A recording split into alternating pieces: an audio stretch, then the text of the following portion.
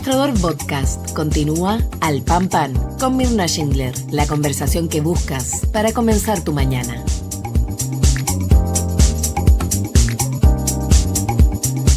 De la Policía de Investigaciones, en prisión preventiva, las situaciones que ocurrieron la semana pasada en el Senado, el tema seguridad como que quedó un poco en segundo plano, pero va a volver a salir porque es parte de la crisis que tiene nuestro país. Y llamó mucho la atención en ese sentido porque usted señalaba, uniéndose un poco o, digamos, teniendo una posición similar a la planteada por el alcalde de Maipú, Tomás Bodanovich, que sí usted es partidaria de que las Fuerzas Armadas estén para resguardar determinados puntos de infraestructura crítica. ¿Por qué, alcaldesa, y qué opina de lo que ha dicho su par Evelyn Matei cuando ella dice las Fuerzas Armadas no están para combatir o están entrenados para la guerra y no para estar en las ciudades? Mira, Mina, lo primero quiero hacer un acto de justicia porque quien planteó este tema de la infraestructura crítica no fue el alcalde Bodanovich, fue el alcalde de Estación Central hace mucho tiempo atrás, yo diría que antes de las vacaciones, Felipe lo planteó en una reunión cuando sostuvimos con La Moneda, respecto de que La Moneda nos decía, mire, no podemos declarar estado de excepción, digamos, en la región metropolitana. Es una situación compleja, no se descarta nunca, porque nunca hay que descartar ese tipo de situaciones, pero se nos dijo que no. Entonces la pregunta era, bueno, si nos dicen que no, díganos qué medida extraordinaria se puede tomar para una situación extraordinaria que estamos viviendo hoy día en la ciudad. Y el alcalde de Estación Central planteó que una de las alternativas podía ser que los militares resguardaran infraestructura crítica. ¿Qué es lo que se entendía por infraestructura crítica? Él lo planteó pensando en los terminales de buses, por ejemplo, que son un gran elemento de que requiere de mucho personal policial, etcétera, para poder resguardar los entornos de los terminales, por ejemplo. Y yo me sumé en ese momento públicamente y también en esa reunión lo planteé y bueno, después también lo planteó el alcalde Bodanovich y yo supongo que más bien el revuelo comunicacional tiene que ver con que es un alcalde tan cercano al gobierno que de alguna manera, sí, o sea, era mucho más llamativo que lo hiciera él a que lo hiciera cualquiera de nosotros, digamos. Pero es noticia, como decimos los periodistas, alcaldesa. Claro. Entonces, bueno, pero ¿por qué? Para ir al fondo del asunto. Lo que nosotros hemos planteado son dos cosas. Nada de caricatura. Aquí no estamos hablando de que los militares vayan y generen, entendiendo, digamos, lo que genera presencia militar en una calle, pero hoy día la presencia militar en algunos lugares de nuestro país ya es un hecho. No estamos hablando de algo que no se haya hecho. Tenemos militares en la Araucanía, tenemos militares en la frontera norte, en particular por la crisis que se está viviendo. Es temporal, no sabemos hasta cuándo. Bueno, lo que nosotros hemos planteado es que la región metropolitana tiene tal grado de complejidad que requiere de medidas extraordinarias y sobre todo porque la presencia policial es insuficiente. Yo lo veo en mi propia comuna, en otro, no es suficiente la presencia policial que hoy día existe. Entonces, poniendo militares a resguardo de infraestructura crítica, incluso podría ser con un patrullaje mixto. Lo hacemos hoy día. Si nosotros hacemos patrullaje mixto, los funcionarios municipales con carabineros, ¿por qué no lo va a poder hacer un grupo militar que reciba obviamente una capacitación rápida, digamos, respecto a algunos elementos y por supuesto resguardando la integridad de las personas con protocolos establecidos, pero que ayude a mejorar la presencia policial en los barrios? Y eso es lo que hemos planteado. No tiene como ninguna complejidad y yo más bien a propósito de la pregunta de lo de Evelyn Matei, yo con todo cariño le digo que la realidad que se vive en Providencia no tiene nada que ver con la realidad que se vive en muchas poblaciones de Santiago, donde hay personas que yo quiero empatizar.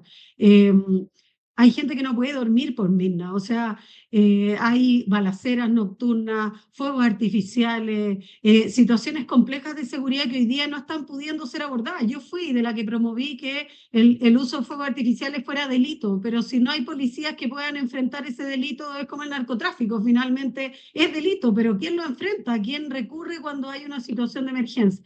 Y la otra cosa, por último, es que yo también he planteado, y esto es algo que yo he puesto sobre la mesa, que nuestros militares hoy día tienen una capacidad instalada tecnológica que no está siendo utilizada, no está siendo aprovechada y que se podría aprovechar. Ellos tienen drones, tienen helicópteros, tienen visores nocturnos, tienen una capacidad tecnológica que podrían aprovechar perfectamente para colaborar con las policías en enfrentar los temas de crimen organizado, etcétera. O sea, hoy día tienen una capacidad, tienen carros blindados. Hay lugares donde a veces solo se puede entrar con carros blindados para hacer una acción policial efectiva. Bueno, ¿cómo no van a poder colaborar en aquellas funciones? Y eso es lo que hemos planteado, tan simple como eso, y por supuesto que habrá que revisar protocolos, estrategias, en qué caso, y otra cosa, yo estoy disponible a que se haga esa conversación, por supuesto.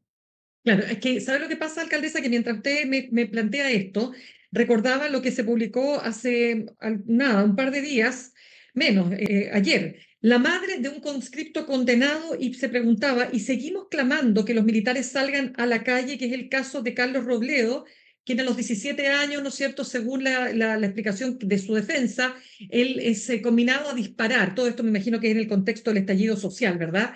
Pero en definitiva, dice la madre, esto que pasó fue condenado a 10 años de cárcel por disparar por orden de su superior a civiles en medio del estallido social en La Serena. Entonces la pregunta es la siguiente. Cuando usted dice resguardar infraestructura crítica, ¿qué opina usted de lo que dicen los expertos en seguridad que dicen, pero si el crimen organizado no está interesado en la infraestructura crítica?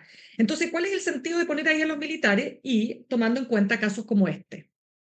A ver, si tú hablas con el alcalde de Estación Central o nosotros mismos, en todos los sectores donde hay terminales de buses, yo tengo varios terminales de red que operan en nuestra comuna, circula una gran cantidad de gente y en esos lugares se requiere presencia policial principalmente para poder resguardar a las personas que circulan en esos lugares. Hay muchos que han sido víctimas, les roban los celulares, las billeteras, etcétera. No dice, ¿eso lo van a enfrentar los militares? Por supuesto que no. Pero si uno pone militares a resguardar esa infraestructura y a hacer presencia en esos lugares. Tú sabes que la presencia igual genera una percepción de seguridad y por supuesto que también si hay bandas organizadas no van a preferir esos lugares, van a irse probablemente a otros.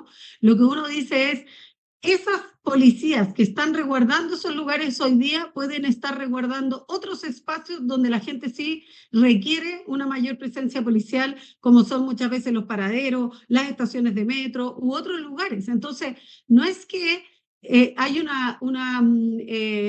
como una mirada que es errónea respecto del rol que ejercen. Mira, yo estaba mirando hoy día en la mañana las noticias y toda esta alerta terrorista que hay en Europa y uno ve cerca de la Torre Eiffel, cerca de todo, militares circulando. Alguien va a decir, bueno, obvio que un ataque terrorista ni siquiera los propios terroristas van a andar por ahí, o al menos genera una percepción. Las personas le decían, pucha, yo me siento más segura porque veo que está resguardado policialmente este lugar.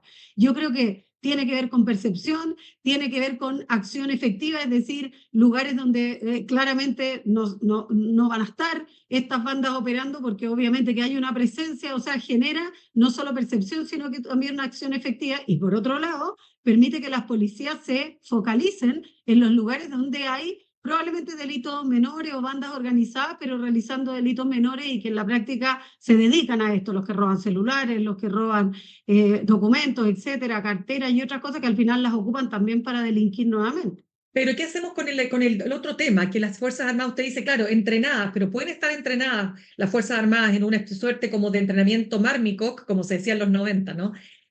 Considerando que están entrenados para la guerra, están entrenados para matar. Entonces, de nuevo, volvamos a la señora y a la madre de este joven que dice verse obligado a disparar. Mira, yo creo lo siguiente. ¿Cuántos años se demora la preparación de un carabinero? ¿2 años? 2 años más o menos, claro. El Incluso menos, carabinero está obligado a enfrentar delincuentes armados que tienen armas mucho mayores que las que de mucho mayor calibre que las que los carabineros enfrentan en la calle.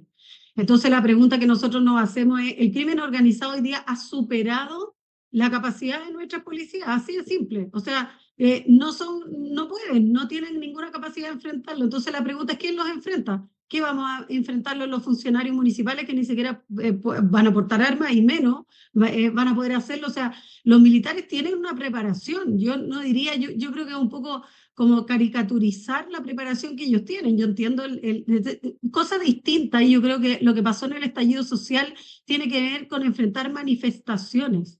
Y las manifestaciones tienen otro contexto muy distinto. Son masas, en contextos diferentes. Y ojo, Mirna, yo diría que aquí hay un valor que proteger que es muy distinto.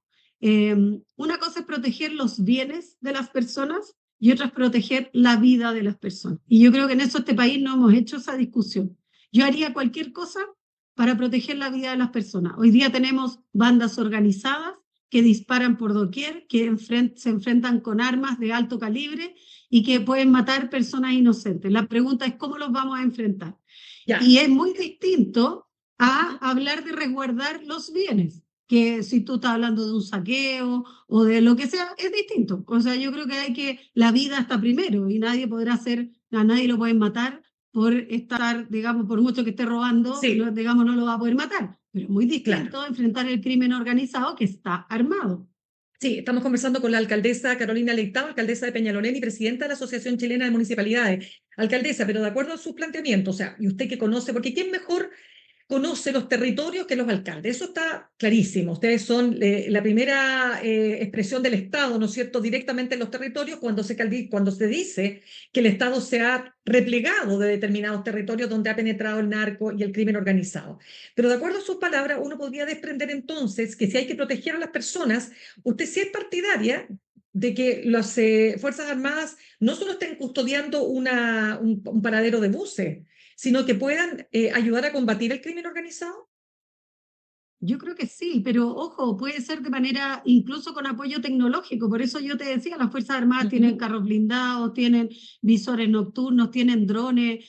O sea, hoy día los municipios le pasamos y prestamos los drones a las policías para hacer cosas, temas de índole policial e investigativa en el tema de narcotráfico.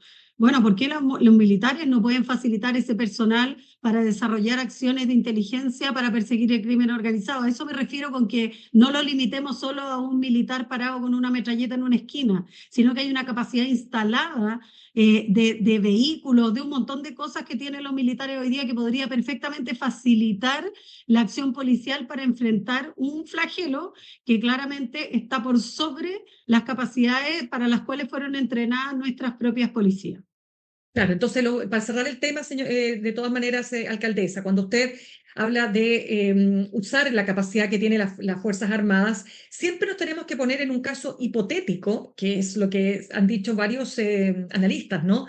Respecto de qué pasa si en el combate, por ejemplo, al crimen organizado se mata a una persona inocente. O sea, es Pero, un hecho. Mirna, ¿cuántas Por ejemplo, personas inocentes han muerto víctimas del crimen organizado? La pregunta es, esto es un tema cuando uno toma decisiones en política, por supuesto que son complejas y asume riesgos, pero eso es parte del liderazgo también, porque en la práctica queremos que sigan muriendo víctimas por inacción o por acción. Yo no puedo asegurarle a nadie que no muera una víctima inocente, por supuesto, porque siempre hay personas que actúan de mala manera, pero eso sería como cuestionar en general a las policías, pues las policías pasa lo mismo, las policías cuando actúan en un lugar público que se puedan enfrentar a personas armadas, por supuesto que puede morir una víctima inocente, eso no es, y nadie puede garantizar que eso no ocurra, pero la pregunta es cuántas víctimas inocentes han muerto hasta el día de hoy frente a la inacción del Estado. Entonces, yo creo que eso no es una alternativa, porque es como ponerse en un extremo que en la práctica no es real,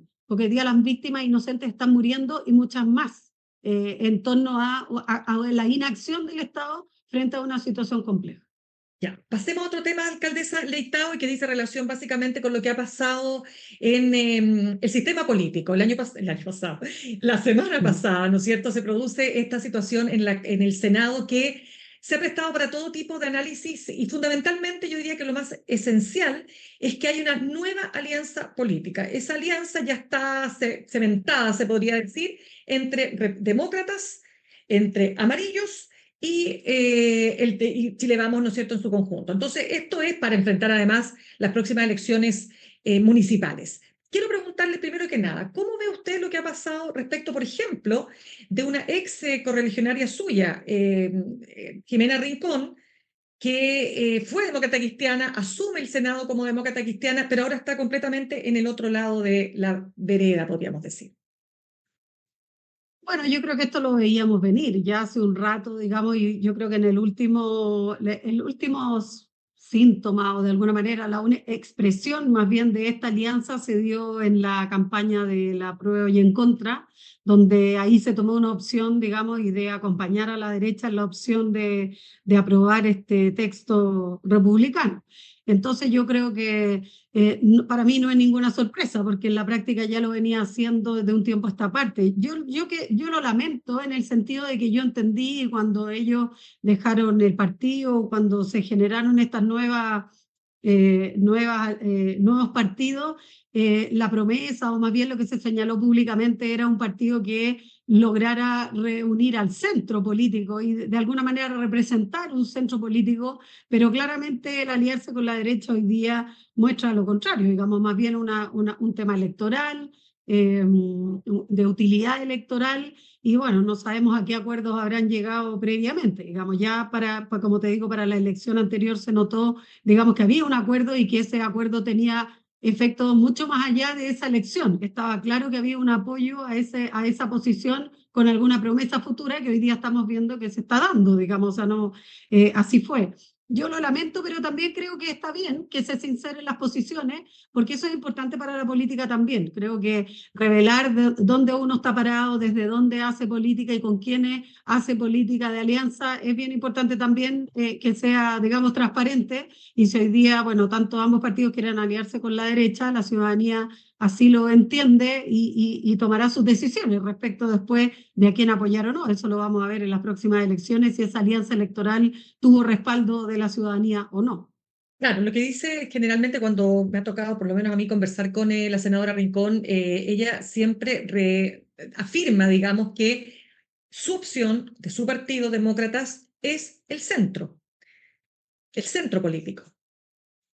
Yo creo que nunca la derecha ha representado el centro político, digamos, o sea, en nuestro país por lo menos, puede que hay otras realidades, pero en el caso de Chile, la derecha siempre ha tenido una opción, digamos, muy distinta a representar el centro político, al revés, siempre la democracia cristiana o el socialismo democrático, incluso en algún momento como alianza, PDC, PS, PPD en algún momento como alianza, o como lo fue la propia Concertación, fue una coalición de centro-izquierda. Y siempre el centro ha estado más bien, después post-dictadura, digamos, aliado en esa línea, y yo creo que eso debe continuar por un tema de progreso, digamos, de lo que necesita nuestro país. Así que la verdad es que eso más bien tiene que responderlo ella, cómo pretende, aliándose con la derecha, representar al centro político. Bien, y lo que quiero preguntarle entonces en oposición, ¿qué va a ser el oficialismo, no? Pero cuando hablamos de oficialismo, incluimos, por supuesto, la democracia cristiana, pero ustedes no son parte del gobierno. Pero en definitiva, la derecha está preocupada, ¿no? Por todas estas divisiones que hay en Las Condes, Puente Alto, ¿verdad? Y cómo enfrentar, ¿no es cierto?, unida, incluso con republicanos por actos de, o sea, por pactos de Omisión. por omisión que se llaman, enfrentar estas elecciones municipales. Pablo Longueira decía, si no vamos unidos, esto va a ser un desastre. Si no se produce, digamos, estos pactos con republicanos.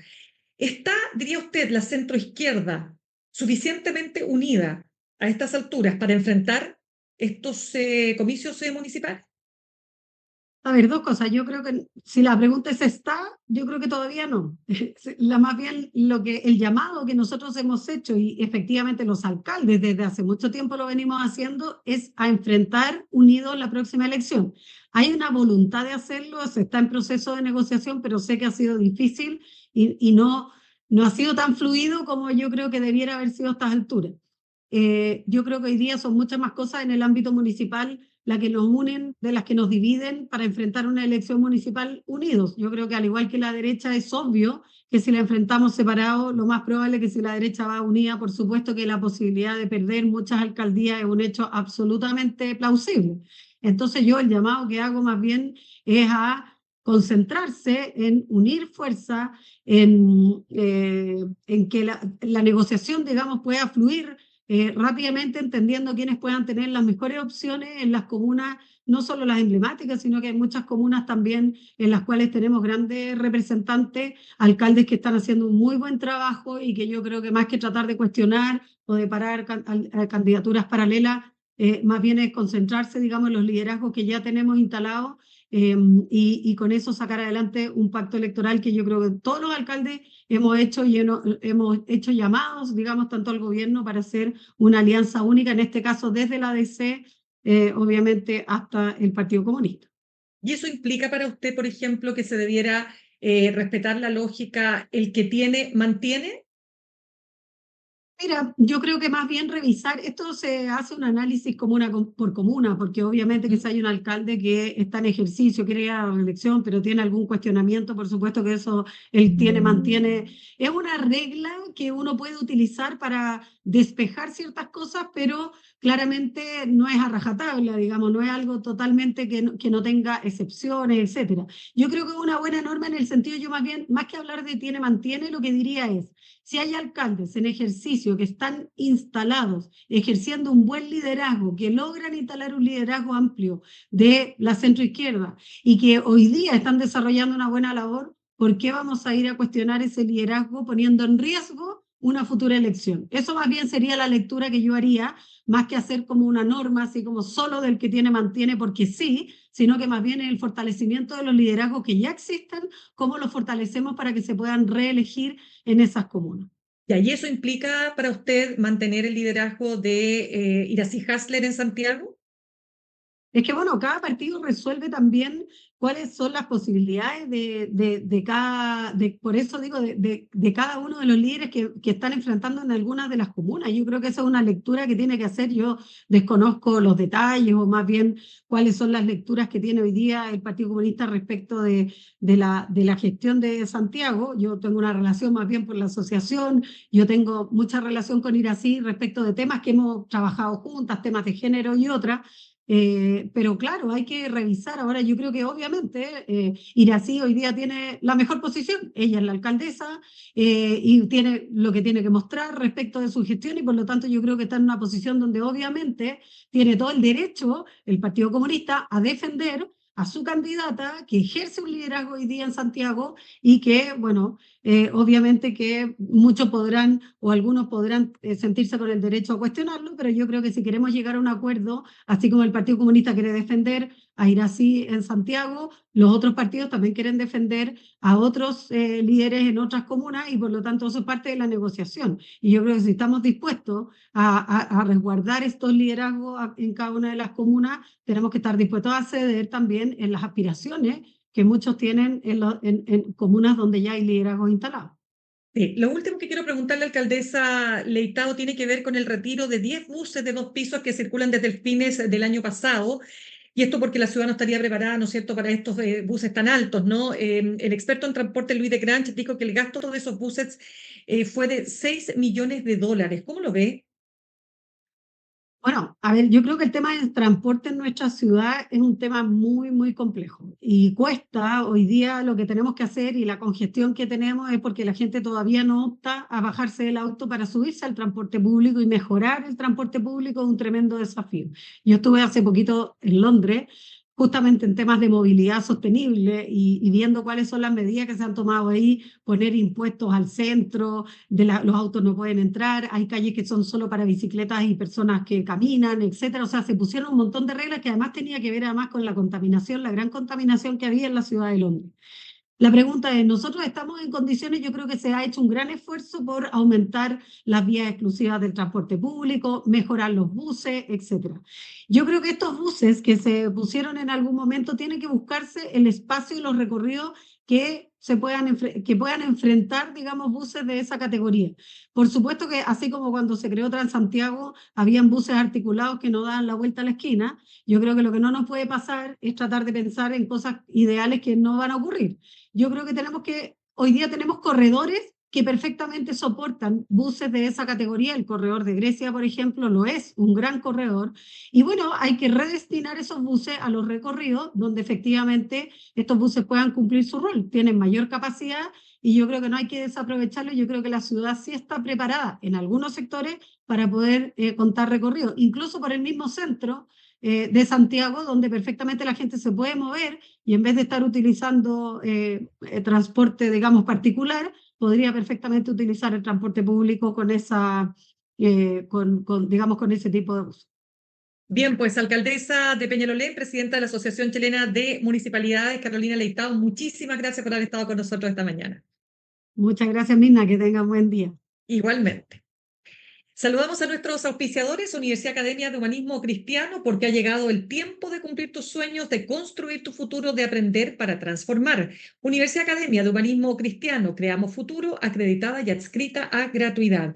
Y ahorrar cotidianamente se puede y de forma organizada, rápida y online con Ahorrando, la nueva funcionalidad de tu app Copeuch, en donde puedes programar ahorros de manera fácil y entretenida, eligiendo tus propias reglas y metas. Haz que el ahorro sea parte de tu vida con Ahorrando de Copeuch. Más información en copeuch.cl. Me despido, los dejo con Fran Castillo, juntos y revueltos. Nos reencontramos mañana a las 8 en punto aquí en Al Pan Pan por elmostrador.cl. Que tengan un muy buen día. Comprometidos con la innovación y la inclusión, Universidad Academia de Humanismo Cristiano, creamos futuro. Y Copeuch Inversiones, el sitio donde todos pueden invertir, presentaron Al Pan Pan en el Mostrador Podcast. Cerramos por hoy Al Pan Pan con Mirna Schindler. De lunes a viernes de 8 a 9 de la mañana, entrevistas para participar.